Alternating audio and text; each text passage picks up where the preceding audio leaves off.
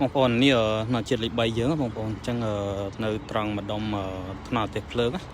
នៅចំណុចថ្នល់ទេសភ្លើងគឺ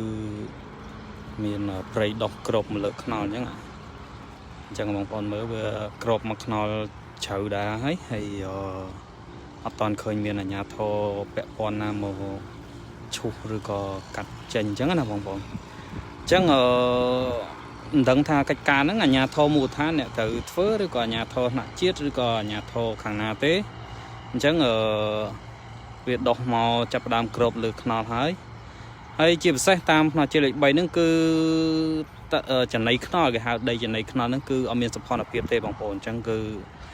ស្មៅដោះពេញហ្នឹងអញ្ចឹងទៅហើយកន្លែងខ្លះមានទួលកន្លែងខ្លះអីអញ្ចឹងអត់មានឈូសឆាយអញ្ចឹងណាអញ្ចឹងវាសភនភាពផ្នែកជាតិយើងក៏ទៅតាមហ្នឹងដែរអត់ស្អាតទេបងប្អូនអញ្ចឹងបាទ